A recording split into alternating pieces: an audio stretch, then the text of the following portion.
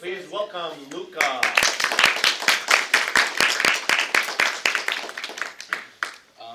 So my project was the mockups tool on Illustrator, and it was very cool. This is, I'm going to start with everything I used, where I began, the issue, my new project, and the process. So I used Photoshop to edit my,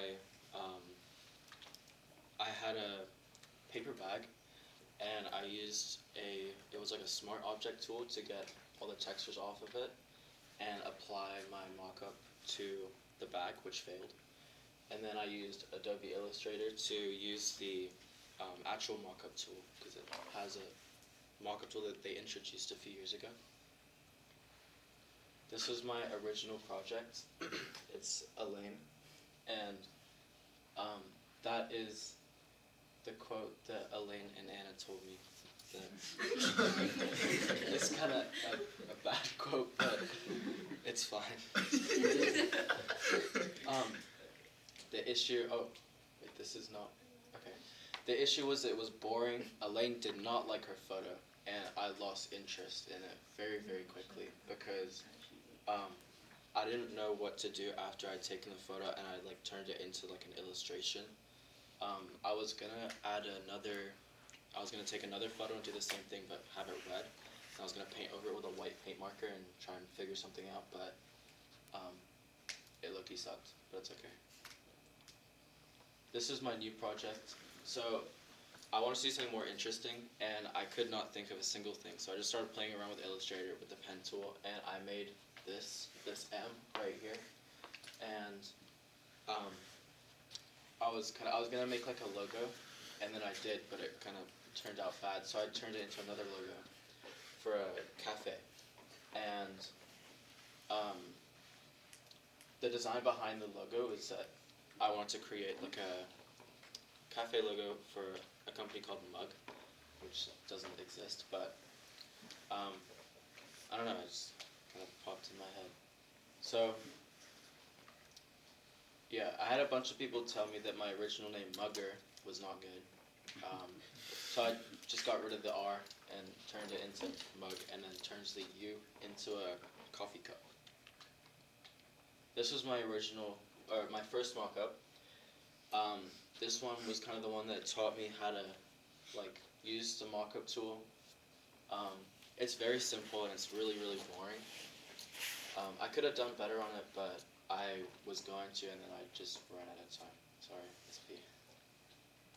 This is my second one. This one taught me how to play around with the the wrinkles of the t-shirt.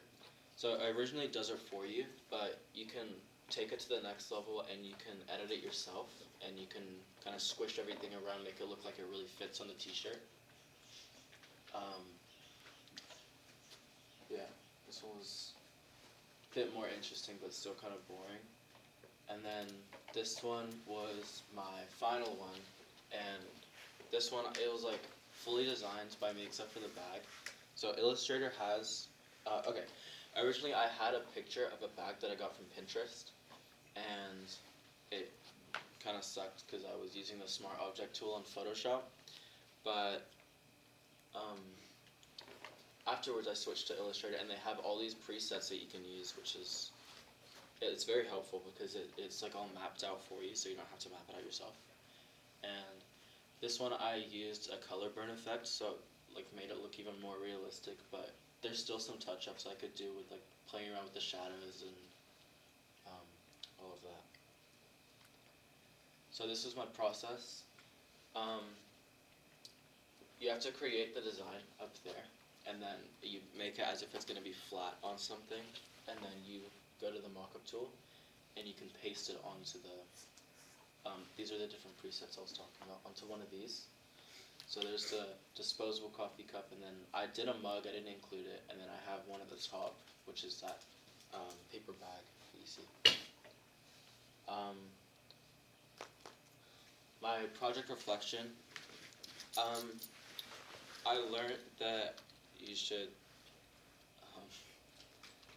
not give up, and you could always switch your project, even if it's 3 days before. Yeah. Oh, and I also learned how to use the mockup tool, and that smart object tool sucks. That's all.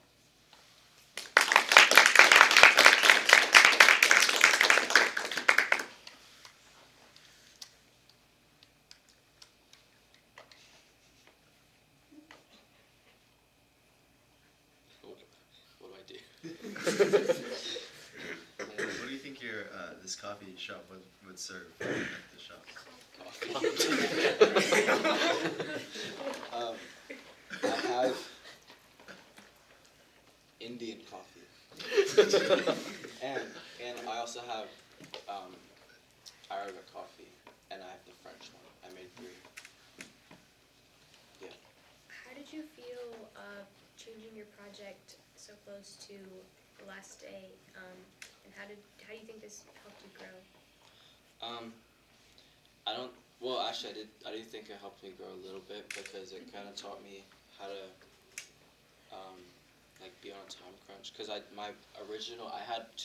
a mock-up before this whole project, and the entire Illustrator file disappeared off the face of the earth, and I could not recover it. So I had to redo it, but it's okay because I had all my skills.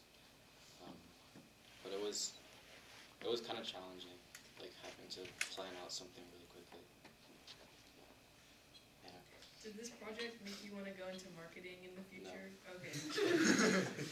Okay. So can you just clarify something for me?